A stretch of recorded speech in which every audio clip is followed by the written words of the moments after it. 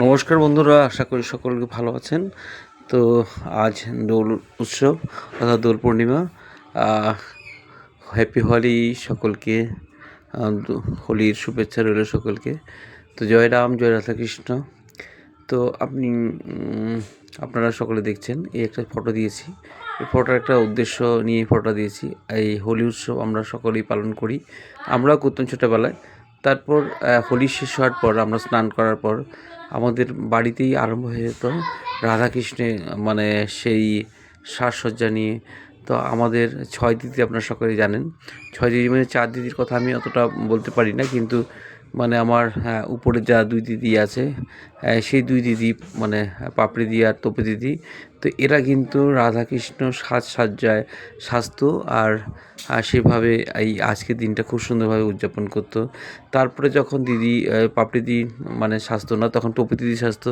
তখন পাড়ারই বন্ধু বান্ধবী যারা আছে, মানে স্পেশালি বান্ধবীরাই, কারণ মেয়েই সাজে, তো ওইভাবেই বান্ধবীরা কে কৃষ্ণ সাজতো, কে টপি দিদি রাধা সাজতো, সেভাবে আর কি। তা আমরা সকলে মিলে একটা সেই ঘণ্টা নিয়ে বা কাশি নিয়ে বাড়ি বাড়ি যেতাম। আর বাটা থাকতো দুটো, আর রাধাকৃষ্ণের হাতে বাটা থাকতো একটা, আর আমাদের হাতে থাকতো বাটা। সেভাবেই আমরা সকলের বাড়িতে বাড়িতে গিয়ে নাচ প্রদর্শন হতো তার সাথে। আর নাচ প্রদর্শনের পরে মানে আমাদেরকে দক্ষিণা দিত। তো দক্ষিণা দিত, সেভাবে আমরা সেই দক্ষিণা নিয়ে আমরা মানে অ্যাকচুয়ালি সেভাবে চাঁদাই বলতে পারেন। তো তো কারো ডিমান্ড ছিল না, যে যেটা পারে সেটাই দিত। কেউ 5 পয়সার থেকে শুরু করে 1 টাকা 2 টাকা এমন ধারে দিত, ম্যাক্সিমাম 5 টাকা দিত। আর খুব কম সংখ্যকই মানুষ ছিল যে 60 টাকা বা 10 টাকা দিত। তো যাই হোক, আমার শেষে যে লাস্ট মনে আছে, আমার দিদি মানে তবু দিদি রাধা সেজেছিল, আর কৃষ্ণ সেজেছিল জ্যোৎস্না দিদি। তো ওরা সেভাবে সেইটা আমি মানে একটা মেমোরি হিসেবে ছিল। তো সেটাই লাস্ট সাজা।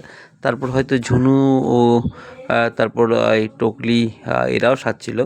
তারপরে তো আরেকটা মেয়ে ছিল শ্মশানপাড়ার, ওর নামটাও ঠিক মনে নেই, ও সাজছিল।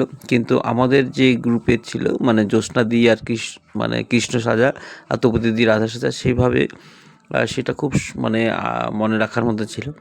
তো আমাদের এই দোল উৎসব বা দোল পূর্ণিমা বা এই হোলি উৎসব মানে সেভাবে একটা হোলি খেলার পর বাড়িতে বাড়িতে গিয়ে রাধাকৃষ্ণ।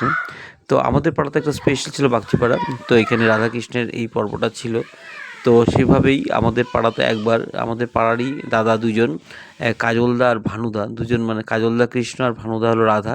সেভাবে পুরো পাড়ার নাচ নেচে ওরা অনেক চাঁদা তুলেছিল। তারপর সবার শেষে আমরা ওটা দিয়ে আমরা একটা বনভোজন টাইপের মানে পিকনিক টাইপের খেয়েছিলাম।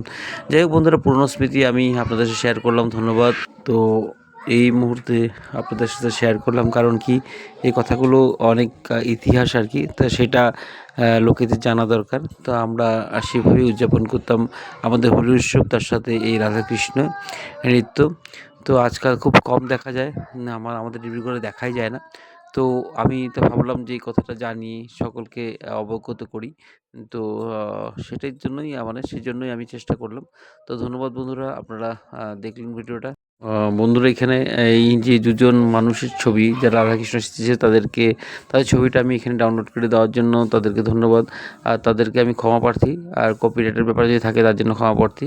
তো এখানে যাই হোক, এই ফটোটা দিলাম কারণ কি আমার দিদিদের কথা বা আমাদের পুরনো ইতিহাসের কথা সাক্ষী রেখে এই ফটোটা আমি দিলাম। তো সকলকে আবার এই উৎসবের শুভেচ্ছা জানাই। জয় রাম, জয় রাধাকৃষ্ণ। আর আমি অনুরোধ করি যারা যারা এখনও সাবস্ক্রাইব বা ফলো করেন তারা করবেন, এবং ভালো বন্ধু হিসেবে তারা ভালো ভিডিও পাবেন। ধন্যবাদ ভিডিও দেখার জন্য।